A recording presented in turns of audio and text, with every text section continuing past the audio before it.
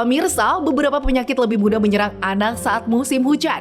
Karena kelembapan udara yang meningkat dan air yang menggenang saat musim hujan membuat jamur, bakteri, dan virus penyebab penyakit lebih mudah menyerang saat musim hujan. Yuk kenali apa saja penyakit musim hujan yang mudah menyerang anak. Pertama, flu. Flu sangat mudah menular pada anak-anak. Penyakit yang disebabkan oleh virus flu ini dapat menyebar melalui percikan air liur orang yang batuk atau bersin, dan kemudian dihirup oleh anak-anak. Flu dapat menyebabkan demam, pusing, kehilangan nafsu makan, batuk, pilek, mual, dan juga muntah.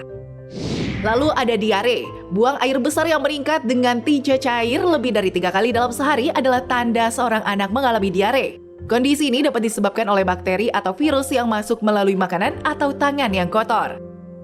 Lalu ada virus demam berdarah dengue. Virus dengue yang menyebar melalui gigitan nyamuk Aedes aegypti betina menyebabkan demam berdarah dengue atau DBD.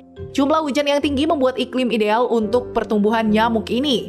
Untuk itu, kasus DBD bisa meningkat selama musim hujan tiba. Lalu ada tipes. Bakteri Salmonella typhi menyebabkan penyakit tipes atau demam tifoid. Bakteri ini mudah berkembang biak dalam air banjir, minuman, dan makanan yang diolah secara tidak higienis dan tidak matang. Lalu yang terakhir ada leptospirosis. Bakteri leptospira adalah penyebab penyakit leptospirosis yang dapat ditularkan melalui kontak langsung dengan air atau genangan banjir yang mengandung urin hewan yang terinfeksi bakteri tersebut. Hewan tersebut biasanya adalah tikus, anjing, dan hewan ternak seperti sapi ataupun babi adalah hewan yang dapat menyebabkan leptospirosis.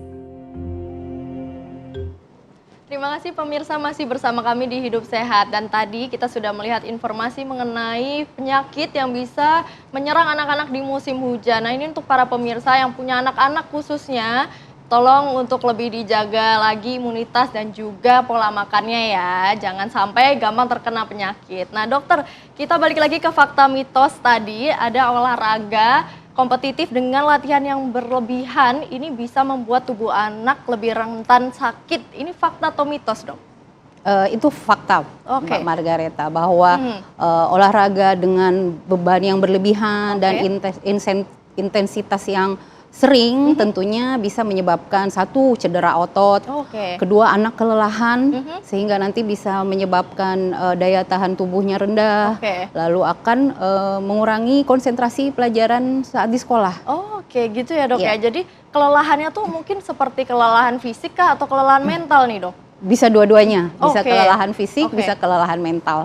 Itu efeknya seperti apa dok? Mungkin kak kalau misalnya kelelahan fisik jadi lebih rentan terkena sakit, atau mereka jadi males, atau gimana, atau rewel gitu dok? Ya, jadi mungkin dia jadi lebih gampang mengantuk, ya, lebih cepat capek, lalu kurang fokus, malas ke sekolah, tentunya kepingin istirahat. Dan kalau mengenai kegangguan mental, tentunya anaknya bisa jadi depresi paling beratnya, atau malas mengerjakan sesuatu sehingga nanti mengganggu performance-nya di sekolah. Lebih mengganggu performance ya. Nah dokter, ini ada fakta mitos lagi. Kalau di masyarakat itu banyak yang beranggapan olahraga renang dan basket justru bisa membuat tubuh lebih tinggi. Ini fakta atau mitos sih dok? Kalau renang dan basket ya. Jadi sebenarnya bisa fakta, bisa mitos, Mbak. Gimana tuh dok?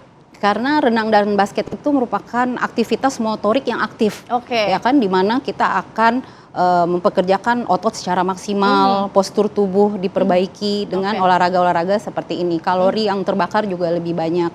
Namun bila tidak ditunjang dengan nutrisi yang baik, ya, gizi yang maksimal, serta waktu istirahat tentunya, itu harus menyertai semua perkembangan seorang anak. Jadi dengan olahraga-olahraga seperti itu, tentu ada faktor-faktor lainnya, Mbak. Jadi bisa membuat badan lebih sehat dan tinggi badan bisa maksimal. Jadi bisa fakta dan juga mitos ya dok ya. Nah dokter, tapi ada nggak sih dok anjuran anak-anak melakukan aktivitas fisik ini berapa kali sih seminggu, atau berapa kali nih sebulan? Karena anak-anak tuh kadang kalau sudah hobi tuh nggak mau berhenti, susah berhenti gitu ya dok. Itu gimana dok? Betul.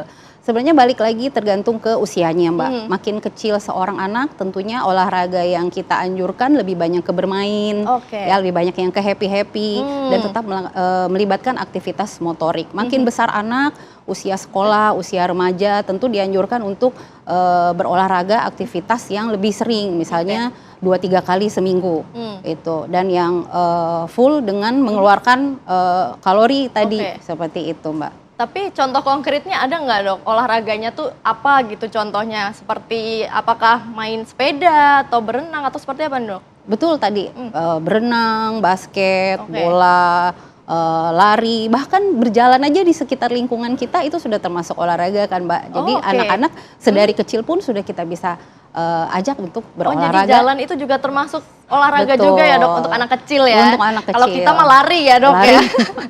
Mungkin. Nah pemirsa, kita ini masih ada pertanyaan menarik nih, tapi kita harus jeda terlebih dahulu, kita akan kembali sesaat lagi.